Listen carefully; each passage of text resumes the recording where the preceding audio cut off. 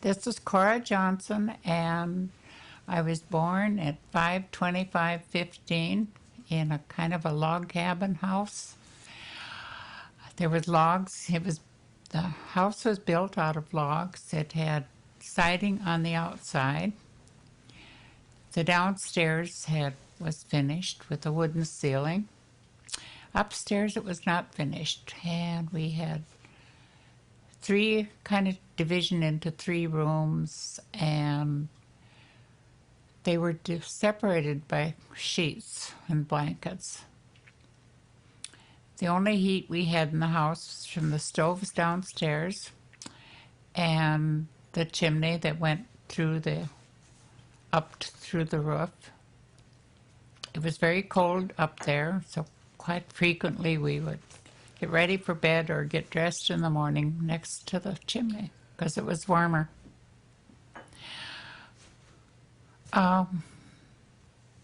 We walked 2.5 miles to school, no matter what the weather was. Sometimes Dad would take the mules and take us to school, plus pick up any children along the way.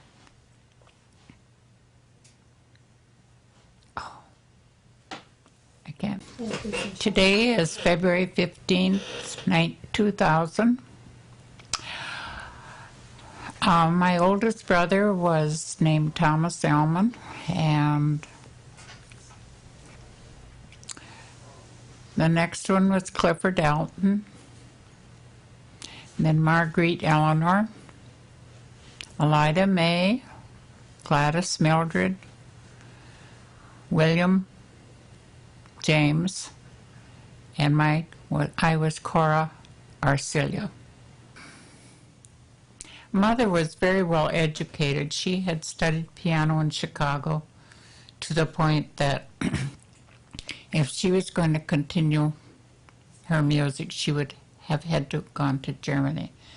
She had gone as high as,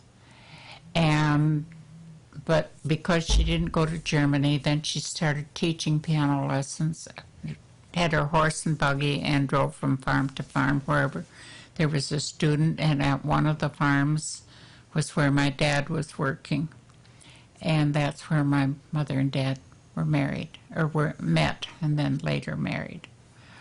That was down in the southern part by Harmony, Minnesota. Mother was from Lime Springs, Iowa. Being the youngest of 7 children, I didn't know a lot about them in their younger years, or much about their courtship, and I just remember Mother talking. She had composed a song in order to graduate from this school in Chicago, and she could sit down and play it, but she never had it printed, never had it recorded. So when she was gone, or she couldn't play the piano anymore, the song was gone too. But it was very pretty. I remember her sitting down at the piano and playing it. My dad was always on the farm. He was a farmer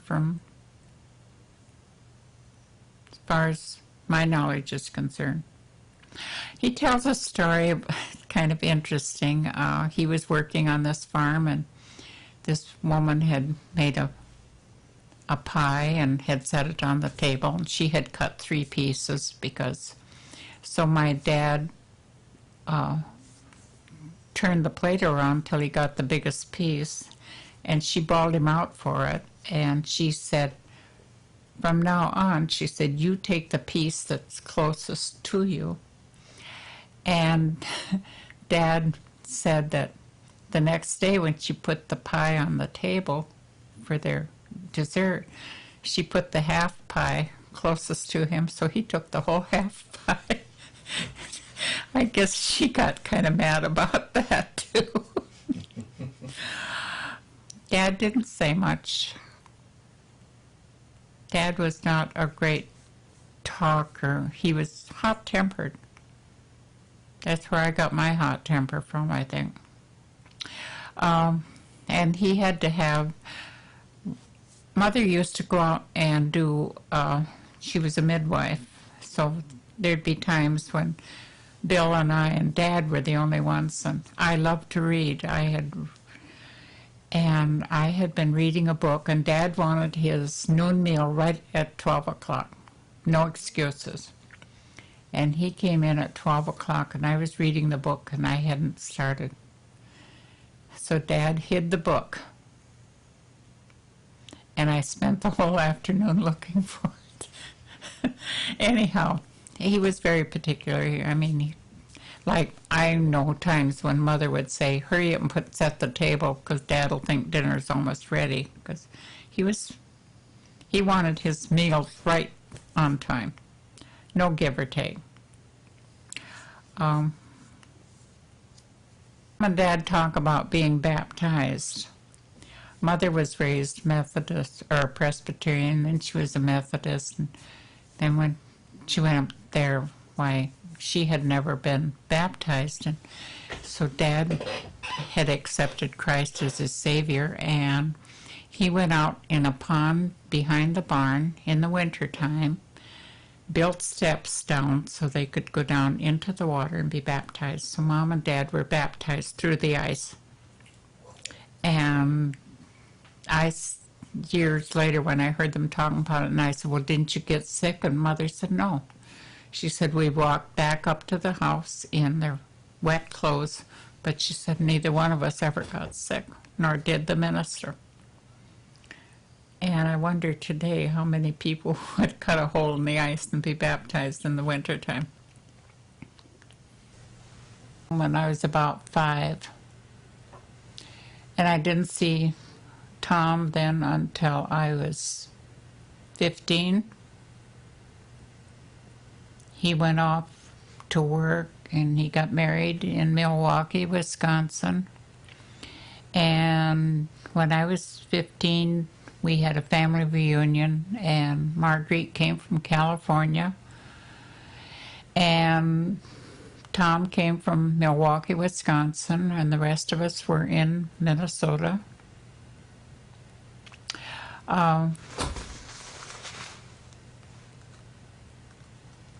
What their businesses were, I know Clifford worked for the Farmer's Seed Nursery in Faribault. Marguerite went to St. Olaf College in Northfield and studied music. What Tom did in Milwaukee, I don't know.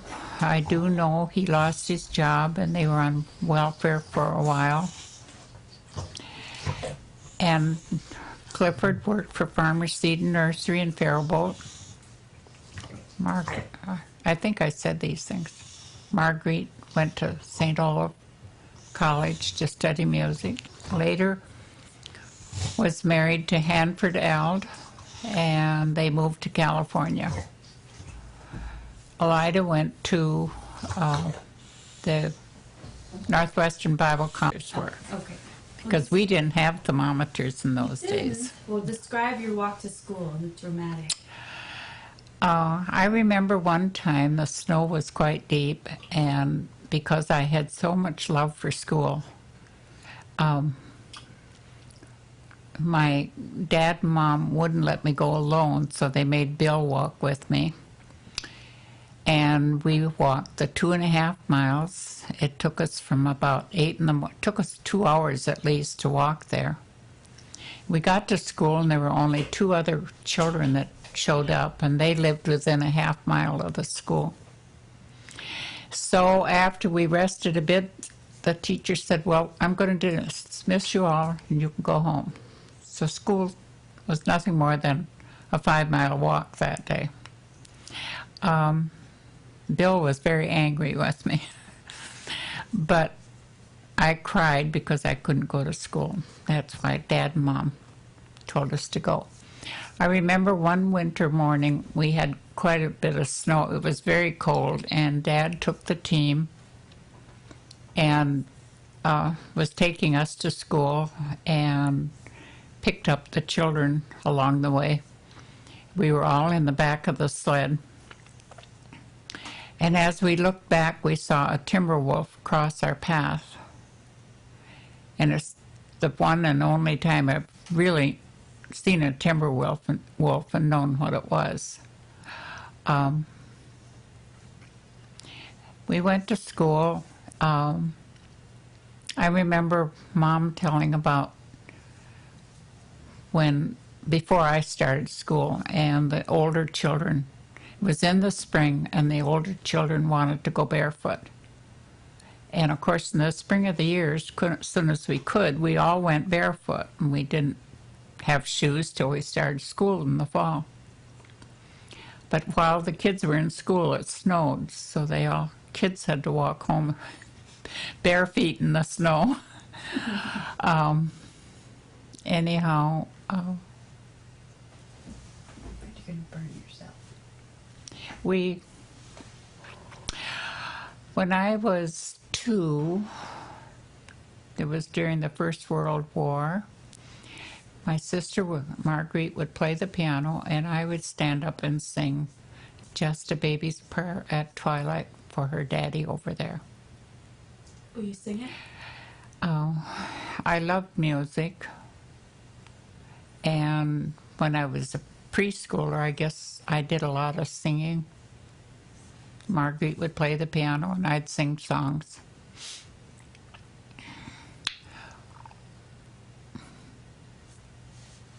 Eight grades, and we had them all in one schoolroom. And so one teacher taught all 8 grades. Well, Mother taught me to read at home, so when I started school, and should have been in first grade, I could read better than the boy that was in second grade. And as there were only one pupil in each grade, I skipped first grade and went to second. Then when I got to be up to 7th grade, they put me from 6th grade to 8th grade. And then we had to take a test to show our completion of 8th grade. And I remember the county superintendent coming out and telling Mother I should go on to school. But Mother didn't want me to go tomorrow to high school. And even though her name was Emma Clark, was the school district. She was in charge of the school district. And she said she would assume the responsibility for me, but Mother still didn't think I should go. So she sent me to St. Paul, to Bethel College, or Bethel Academy at that time. And I worked from my room and board. I'd get up at 5 o'clock in the morning and work a couple of hours, then catch a bus, go to school, get my assignments, go back home, work in the afternoon, and I'd have to do my studying at night. This was more than, I was 14 at the time of it. It was more than I could take, and eventually I was sent to a doctor, and he said I had to have my tonsils out. And he told my sister if I would have gone 6 weeks longer, I wouldn't have lived through it because they were so full of infection. So then I had to quit school and go back home until I got over that. And I still wanted to go on to school, and Bethel Academy was a high school for people that did not have an opportunity to get a high school education. And so Bethel Academy had this where you could go and get your high school regardless of your age. So even at that time, I was thrown in with people older than myself.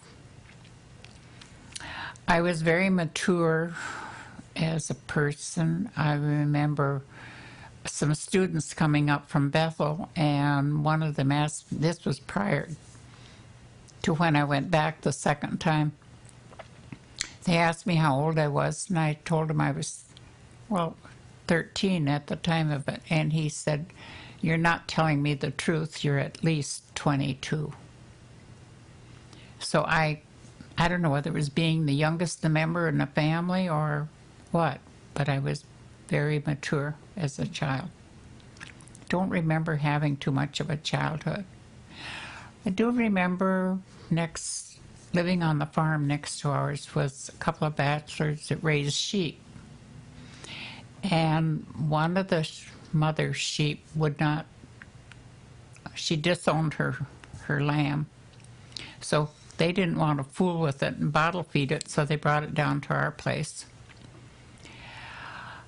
I think I must have been around 6, 7 years old at that time. We bottle fed it, and we had an old wash boiler behind the stove with some old clothes in it, and that was where the sheep slept. Dad couldn't see because of cataracts in his eyes, so Mother would spend her evenings reading to Dad. And his favorite stories were The Last of the Mohican, these Indian stories, that Pocahontas was one, and they were all in one big book. But there was always a lot of scary things in there. And I would go upstairs and go to bed and pull the covers over my head so I wouldn't hear what Mother was reading, because I couldn't take the stories even then. But she would read to Dad for about an hour, and while he was reading, if he didn't go and pick up the lamb and hold it in his lap or in his arms, the lamb would sit there and baa until he would finally go and pick it up. Then he'd hold it till Mother was through reading, and then he'd put the lamb back in its bed. This lamb was really our playmate because we taught it to run races, and where we'd run pump, pump, pull away, or race down to the gate and back. The lamb learned to race down to the gate. We were supposed to touch the gate and then go back. And of course the lamb ran faster than we did, and it would jump up on the porch and turn around and say "baa" at us. Then we'd sometimes get to laughing, so we couldn't hardly run. Well, after I couldn't continue in high school, I worked in a restaurant as a waitress. And I met Harry at Gladys and Ray's wedding. Warren was the best man. I was the maid of honor. Pearl was an attendant, and Bill was an attendant. Well, Bill and Pearl were already going together. Warren was going with Bernice, the girl he finally married. So I was left alone. I didn't know where to go or what to do. So I went over and sat down by Harry, and we started talking. That was the beginning. Then I was back in Minneapolis working, and Harry was on the farm in Cambridge, and after he'd finished the milking at night, he'd get in the car and drive down to Minneapolis to see me. And one night he was about an hour late, and I was crying when he got there because I thought something had happened, that he had been in an accident or something. And that was the night we decided to get married. And we were married, and we went to live on the farm. Harry didn't really want to be on the farm, but his mother was still living, and he had a brother, and none of the others would go up and take care of the farm, so he wouldn't go off and leave his mother. So I lived with my mother-in-law for a while. She didn't like me because I couldn't talk Swedish, and she was from Sweden. So talking Swedish was very important to her. Finally, she went down to the cities and moved in with Elsie, her oldest daughter, and she lived there then until she died. She would come occasionally back up to the farm to visit, but she lived in Minneapolis most of the time with Elsie and Edwin.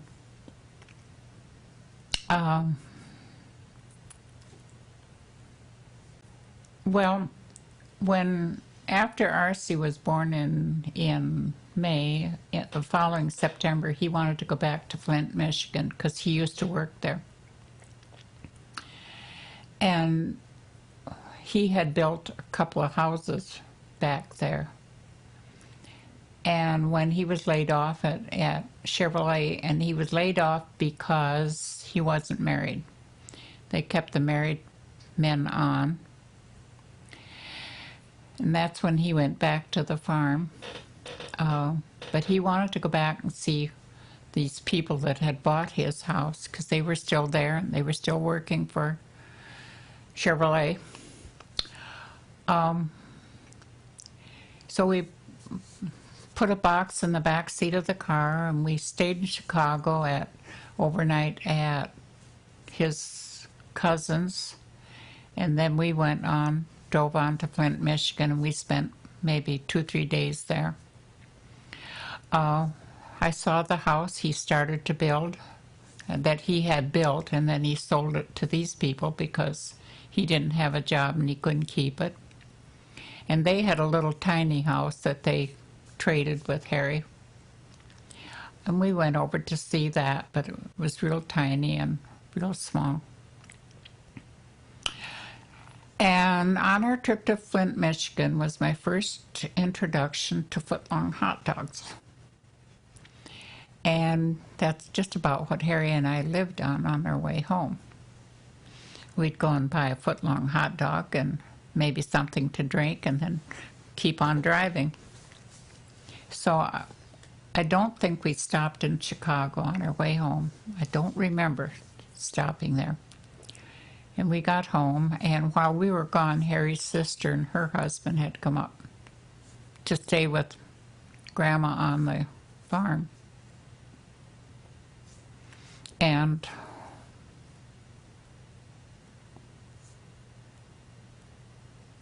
we came back, and Harry was disappointed because they hadn't done some of the things that Harry had expected them to. We stayed on. We rented the farm. Harry tried to buy it from his aunt who owned it in California. They had lost the farm because of a windstorm that had blown down the barn, and instead of Harry wanting to settle for the type of barn they had before, they built a bigger barn and went in debt and then couldn't pay for it. So his aunt bought the farm, and then they rented it from him. But it sort of, Harry felt like renting was like paying for a dead horse. And he tried to buy the farm, but she wouldn't sell it to him.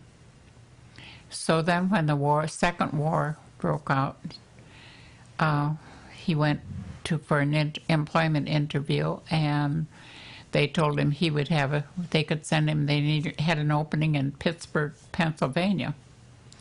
So we stopped in Gladys and Ray's, and Bill and Pearl were living in the cities. Harry's sisters, Nora and Ruth, Pearl, and Elsie were all in the Twin Cities. So we stopped there to visit for a while, and Ray was working at Minneapolis-Moline, and Lyford was working at Minneapolis-Moline. And Donald, Ray's son, was working there, and Bob, Tom's son, was working there. So they talked Harry into going to Minneapolis-Moline and seeing if he could get a job so we wouldn't have to go to Pittsburgh. Well, Minneapolis-Moline hired him.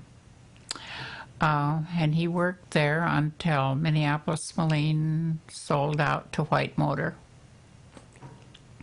He was laid off at one time, and when White Motor took over, and they said that they wouldn't be hiring back, he would have to get another job. So he went around to look for another job.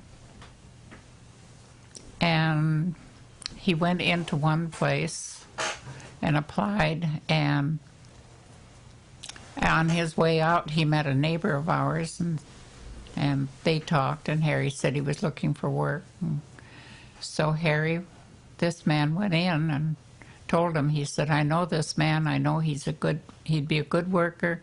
They had already thrown his application in the waste paper basket. But through this man, he was able to get a job there.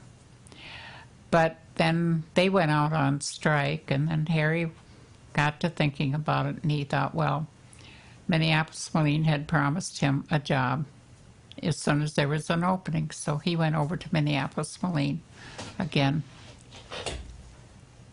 And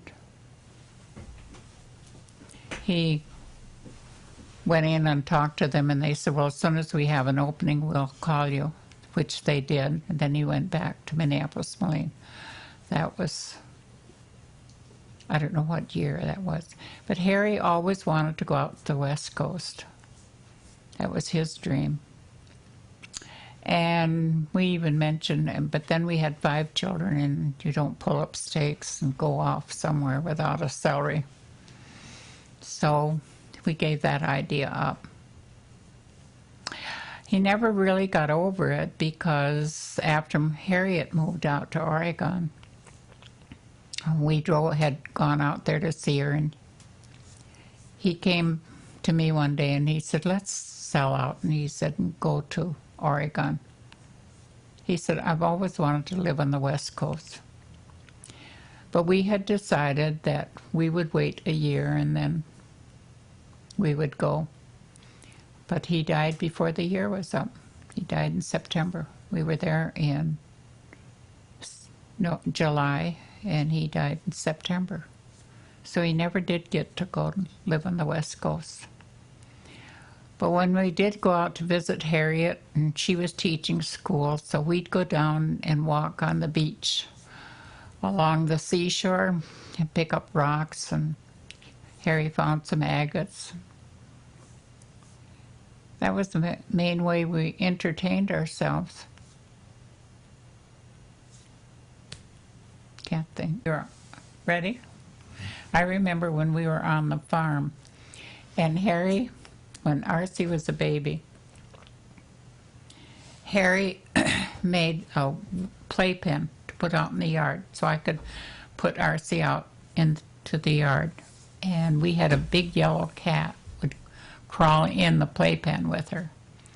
And the cat was purring, but we never let the cat in the house.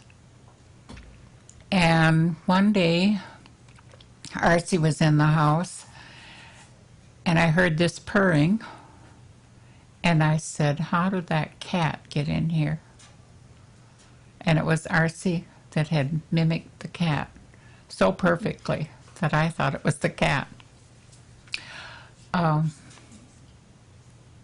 couldn't put Arcee on the floor because the floors were so cold. So she didn't really get a chance to learn how to walk until she was almost a year old. And Harriet was due in September. And Arcee started walking a week before Harriet was born. And I don't think she's ever stopped.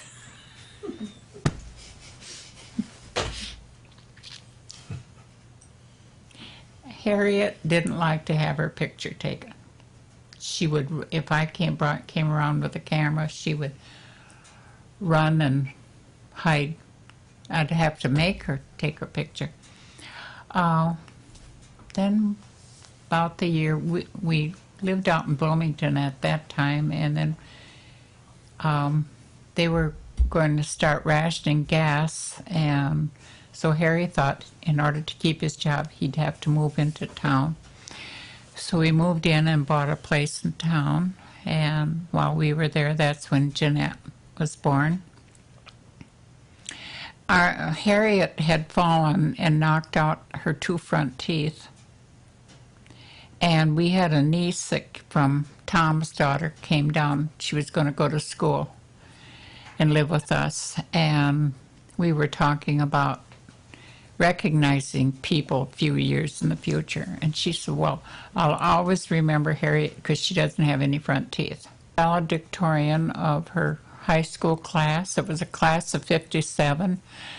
But when she did go to Anoka, I was told that even if she would have been in Anoka with a class of 250, she still would have been the top student. Then Harriet went on to, and both R.C. and Harriet went on to college, which we were very thankful. Somebody asked R.C. when she decided to go to college, and she said, I just took for granted I'd go to college. She said, I never questioned it. Harry and I had been deprived of our education, and we wanted our kids to have every opportunity. So R.C. graduated from the University of Minnesota. Harriet graduated from St. Cloud. Jeanette graduated from Mankato. Marvin graduated from St. Cloud, and Marilyn didn't go on and get her degree until a couple of years ago now, and she graduated from St. Cloud. A school teacher one time said to me, she said, it's so unusual for a family of 5 children to have them all so smart. She said, usually you have at least one handicapped children in a family that large. So I was always very thankful for that. We we joined the Spring Lake Park Baptist Church, and that was where we raised our children. And the congregation was getting so big, so they had an 8:30 service and 11 o'clock service. So we always went to the 8:30. But one Sunday, Harry and I went to the 11. We had people come up and say, oh, it's so nice to have you. I hope you come back again. And here we were, members of the church. But they didn't know us because we hadn't been going to the 11 o'clock service. Jeanette was born in Minneapolis. Well, Marvin and Marilyn were too. All 3 of the kids were born when we lived on Nokomis, but they were born in 47, and they were born in February, and we moved out to Spring Lake Park in September. So they went to school, all their school lives, we lived in Spring Lake Park. Jeanette always had a vivid imagination. And later on, I credited it to the fact that she went into drama in high school, and she enjoyed doing plays and things. And I think to have that as a category, you have to have a very vivid imagination. Marvin and Marilyn. Marvin was Mr. Gundy in Brigadoon when he was in high school, and he grew his own beard, which everybody was surprised at. Marilyn was in The Wizard of Oz, and I remember those, and I think the sad part of that story would be that the girl that was going to play Dorothy was going to bring her own dog with her, and that was to be Toto. Mm-hmm. And the dog was killed a day or 2 before the play. And it was kind of a heartbreaking thing. I think everybody in school even felt that. Marilyn used to practice her piano, usually start around 11 o'clock at night, and one day I asked the neighbors if it bothered them that she was practicing that late, and they said no. We get up and open the windows and lay here and listen to her.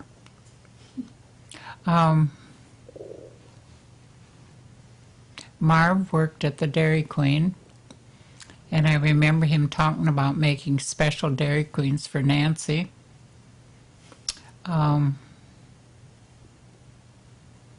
they started going together. It seems to me they were juniors in high school. And when Marvin went to Brainerd to school, or Bemidji, they both agreed they were going to go out with somebody else.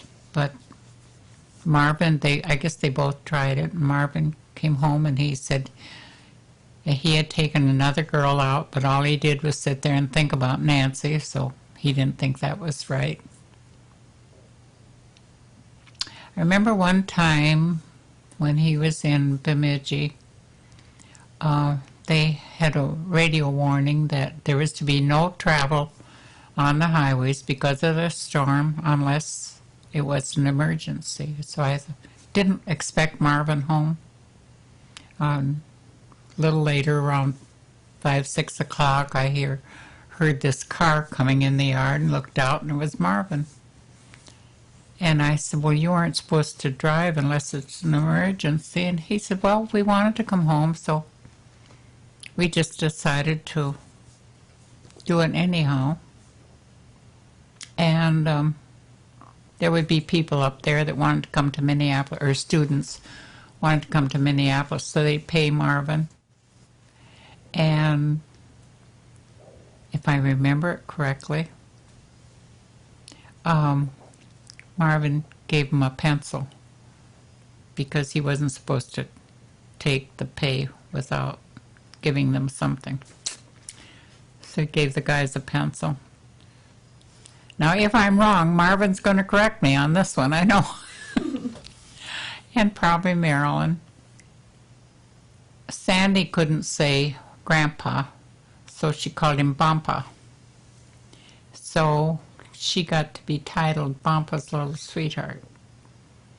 And he would, when she would come there, he'd say, Bampa's Little Sweetheart. And she had a very good relationship with her grandfather. The others did too, but I guess being the only girl, we loved our kids very much. We wanted the best for them. We wanted them to have what we didn't have.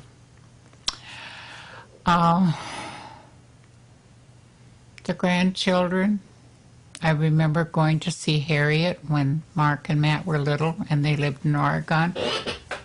I remember climbing rocks with them, and I remember one time Matt climbed the rock, one of the rocks, up on a ledge, and the tide came in, and we couldn't see him anywhere. Harriet and I kind of panicked because we didn't know where he was. Then when the tide went out, we walked around the rock, and there he was up on one of the clefts of the rock. When the 3 children came to Maryland's, I was not told in advance they were adopting because they didn't think they would have the children until later on. They got the children earlier than what they expected.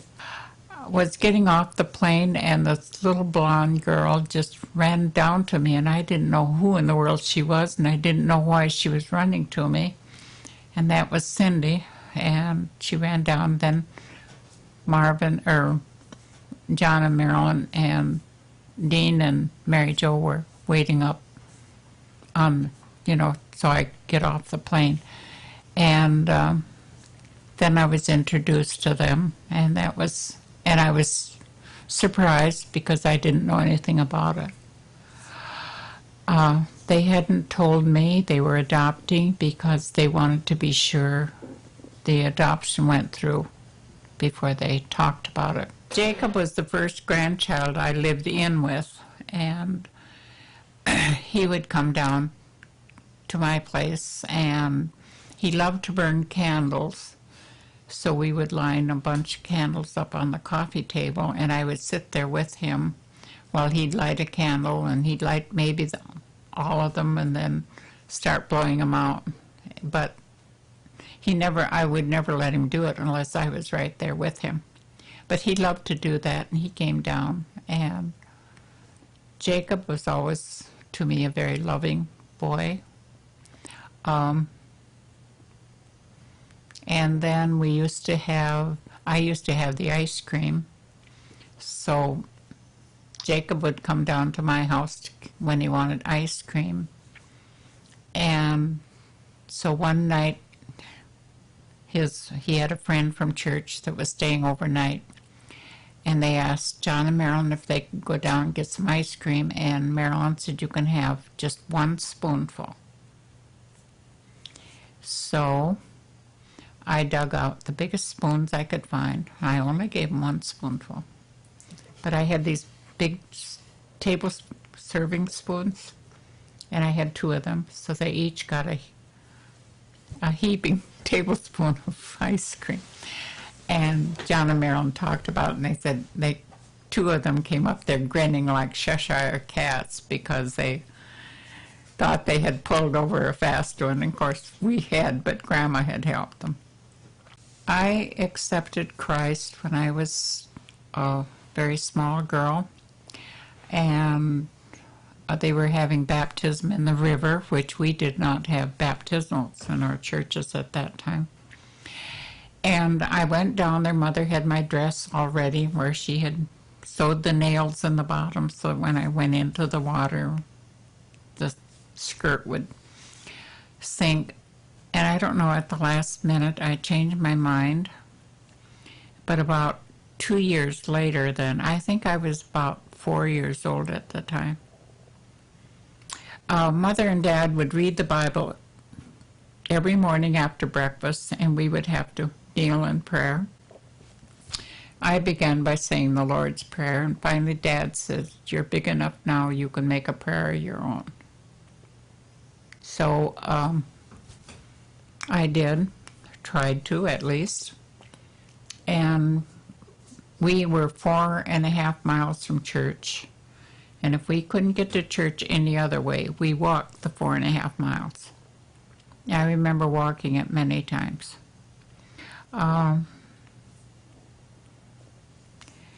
And Mother was very insistent that we go to church no matter what the circumstances were. Of course, in the wintertime, we'd heat bricks and put them in the sled and keep our feet warm. In the summertime, we'd walk barefoot. Don't you? Remember the time that Harry, we had had an argument, and he had gone up to bed, and then I was sitting downstairs, and he came down and he said, "I don't know about you for sure, but," he said, "this family means everything to me." He loved his family. If it came to buying new clothes, he'd say, "Go buy something for the kids." His kids came first in every aspect of his life. We loved our children. I made so many mistakes in raising them. I mean, things I wished I hadn't have done, and things I wished I could have done. But Marcy was talking the other day about how we used to sit around the table and get to laughing, and we'd all just laugh and laugh and laugh. But I cannot remember one thing that we ever laughed at. And she couldn't either. I